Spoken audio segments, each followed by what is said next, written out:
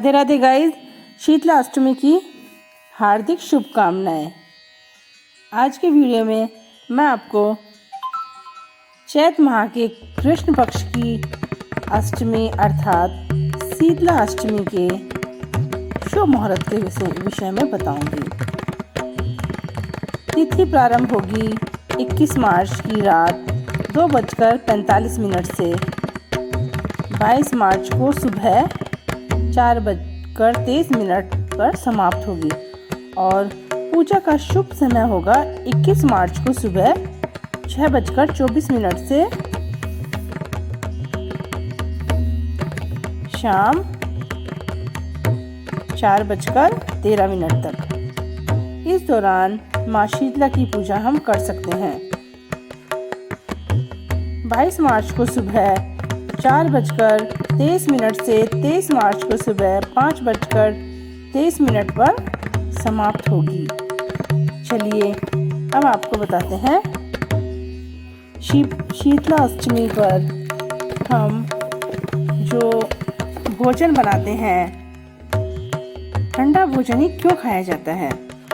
शीतला अष्टमी की पूजा माँ शीतला को प्रसन्न करने के लिए की जाती है। माँ शीतला हमें चेचक, खसरा आदि जो गंभीर बीमारियां होती है, जो संक्रामक रोग होता है, उनसे हमारी सुरक्षा करती है। और शीतलाष्टमी पर हम जो ठंडा भोजन खाते हैं वह बहुत उपयोगी होता है। स्वास्थ्य की दृष्टि से भी वह बहुत ही गुणवत्ता लिए हुए होता है। यह जो बासी भोजन होता है यह हमारे पाचन तंत्र को मजबूत करता है और यह पाचन के लिए बहुत ही उपयोगी होता है।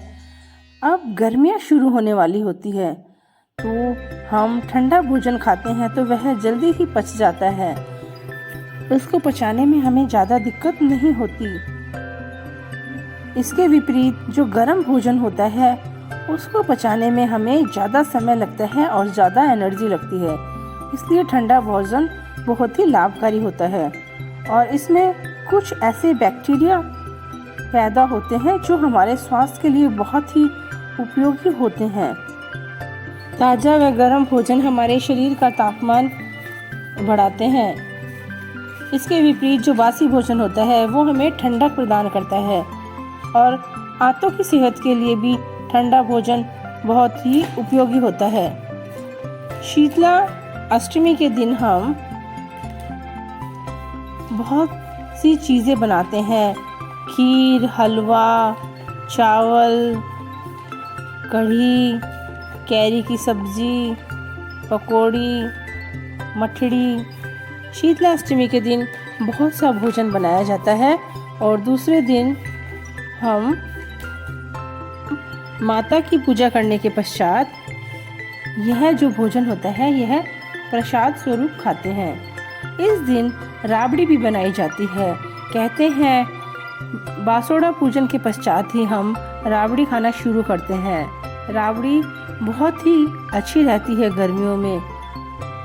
राबड़ी में बहुत सारे गुण होते हैं। कहते हैं पहले माता रानी को भोग लगाया जाता है, उसके पश्चात ही हम राबड़ी खाना शुरू करते हैं। माता रानी को दही का भोग लगाना भी बहुत शुभ माना जाता है और हमें माता रानी को नीम की पत्तियां चढ़ानी चाहिए। कहते हैं नीम का वृक्ष भी ठंडी प्रकृति का होता है और नीम का जो वृक्ष होता है उसकी भी हमें शीतला अष्टमी के दिन पूजा करनी चाहिए। Thanks for watching. इसी तरह के वीडियो के लिए मेरे चैनल को लाइक, शेयर और सब्सक्राइब करें।